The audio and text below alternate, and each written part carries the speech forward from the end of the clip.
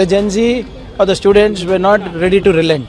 The resignation was not one of consciousness or responsibility. The resignation was forced because it was denting the image of the government.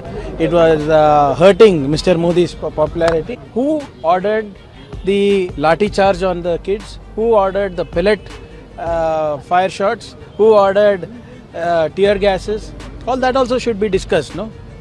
Just by Mr. Dharmendra Pradhan resigning, that doesn't mean the problem is solved. Yes, it's an important step on accountability, but they need to be very specific on the blueprint ahead, and that's what the students are expecting.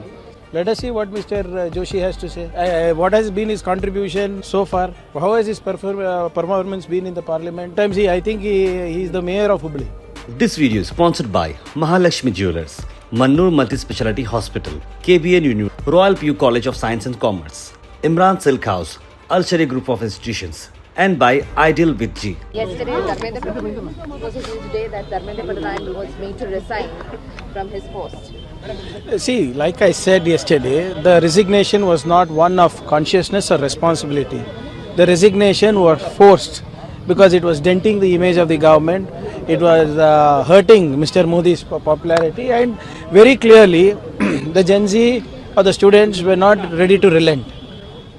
And more importantly, now that they have given the resignation, the Prime Minister of the country should come to the Parliament, speak up, be brave enough to speak up in the Parliament, tell us what happened, how it happened, what is the education reforms blueprint he has in place, and also be very specific in his address to the Parliament on who ordered the lathi charge on the kids, who ordered the pellet fire shots, who ordered tear gases.